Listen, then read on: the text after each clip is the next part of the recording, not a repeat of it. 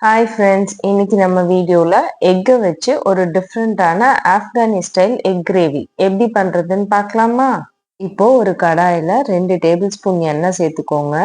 எண்ணெய் நல்லா காஞ்சதுக்கு அப்புறமா அதுல ஒரு 7-8 பல் பூண்டு, ஒரு சின்ன துண்டு இஞ்சி ரெண்டையும் சேர்த்து வதக்கிட்டு, கூடயே ஒரு பெரிய சைஸ் பெரிய வெங்காயத்தை நீல வாக்குல கட் பண்ணி போட்டிருக்கேன்.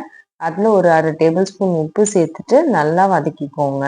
வெங்காயம் கொஞ்சம் நிறம் மாறி வந்ததுக்கு அப்புறமா அதுல 3 பச்சை மிளகாய் சேர்த்துருக்கேன்.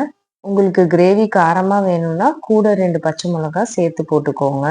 பச்சை மிளகாவும் வெங்காயமும் அந்த எண்ணெயில நல்லா ஃப்ரை ஆகுற வரைக்கும் அதை நல்லா கோல்டன் ப்ரௌன் கலர்ல ஃப்ரை பண்ணி எடுத்துக்கலாம். ஃபைனலா அது கூட ஒரு பிடி கொத்தமல்லி இலைகளை சேர்த்து அதையும் அந்த வெங்காயத்தோட நல்லா ஃப்ரை பண்ணிட்டு தனியா எடுத்து வச்சுப்போம். இப்போ நம்ம வேக வச்சிருக்க முட்டை எல்லாத்தையும் 4 பக்கமும் இந்த மாதிரி கீறிக்கலாம்.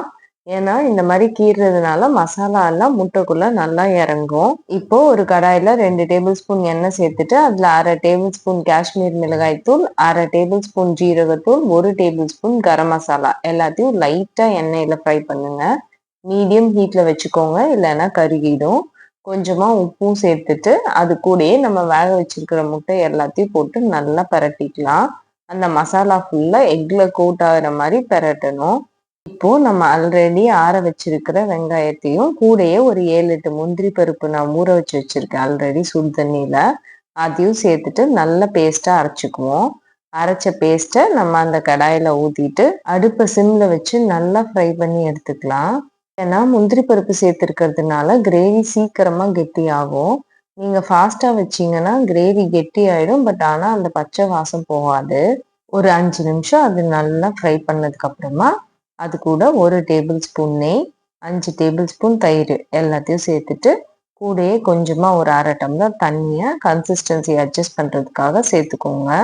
இப்போ அந்த மசாலாவோட தயிர் நல்லா கலந்து வரணும். அது வரைக்கும் அதை நம்ம குக் பண்ணிக்கலாம்.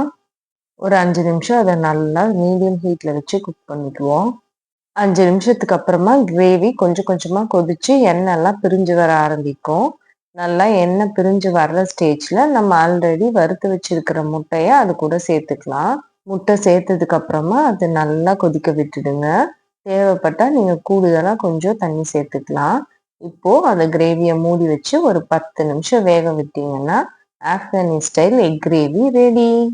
நம்ம யூஷுவல் கிரேவியை விட இது ரொம்ப டிஃப்ரெண்ட்டாக இருக்கும். கண்டிப்பாக ட்ரை பண்ணி பாருங்க.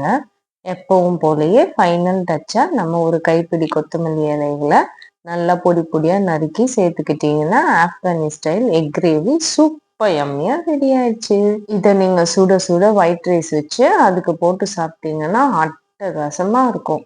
இதை நீங்கள் நான், சப்பாத்தி, ரொட்டி, இட்லி, தோசை எதுக்கு வேணாலும் சைட் டிஷ்ஷாக வச்சு சாப்பிட்லாம். இன்னைக்கே செஞ்சு அசத்தலாமா? பாய்.